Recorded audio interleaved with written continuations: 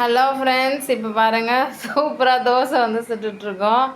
எத்தனை பேருக்கு தோசை சாப்பிட்றது பிடிக்கும்? கமெண்ட் செக்ஷனில் கமெண்ட் பண்ணுங்கள்.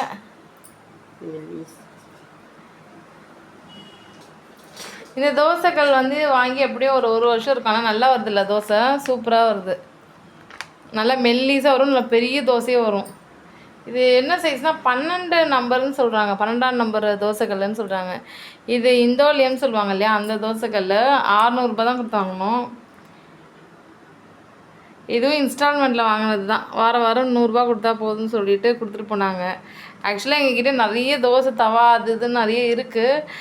இது எதுக்குன்னு எங்கள் வீட்டில் எங்கள் அம்மா கேட்டாங்க.